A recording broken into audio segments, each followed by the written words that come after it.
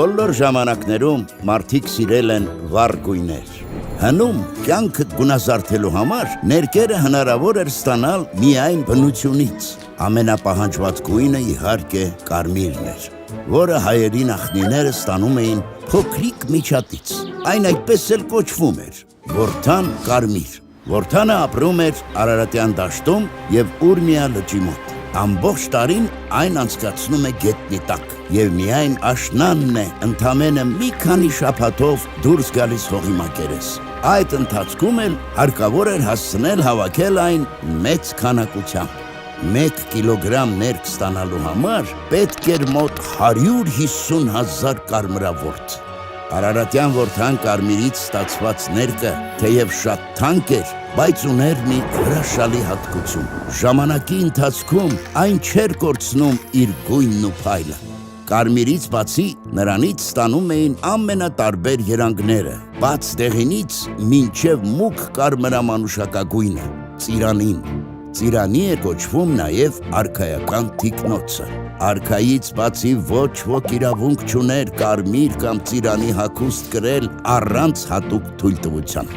Արարատյան կարմիրը պատրաստում էին միայն արքունական կենտրոններում, իսկ նյութի բաղադրատոմսը խիստ պահպանվող գաղտնիք էր, քանի որ շատերն էին ցանկանում իմանալ կամ գողանալ այն։ Ասորեստանի արքա Սարգոն II Մուծածիրի տաճարից թալանած ավարի մեջ հպարտությամբ էր նշում նաև կարմիր գործվածքները։ Իսկ 3-րդ դարում Հռոմի կայսր Ավրելիանոսը Պարսից շահից նվեր ստացավ հայկական որդան կարմիրով ներկված ծիրանի մի գործվածք, որի սքանչելի գույնը պարզապես ապշեցրեց ամեն բան տեսած կայսրին, եւ նա այդ նվերը հպարտությամբ հանեց իտես ամենքի։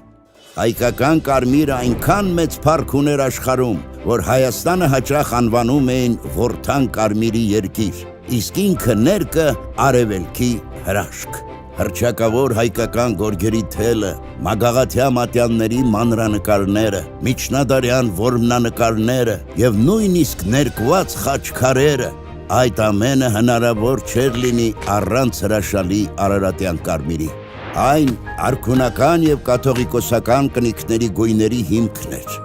որը հնարավոր չի եղել կեղծել։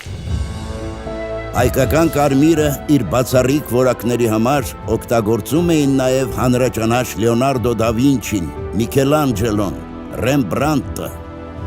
բայց որդան կարմիրը միայն ներք չէր։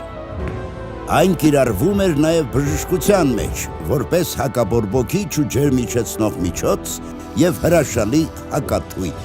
Իսկ ազնվազարմ կանայք իրենց գեղեցկությունն ու երիտասարդությունը պահպանելու համար օգտագործում էին դրանից պատրաստված մաշկի բուժման եւ թարմացման քսուկներ։ Որդան կարմիրը իրոք ամենազոր նյութ էր։ Ցավոք, դարեր անց այն մոռացության մատնվեց, երբ սկսեցին լայն տարածվել քիմիական ներկերը, որոնք թեև թունավոր ու ցածրորակ էին, բայց շատ ավելի էժան։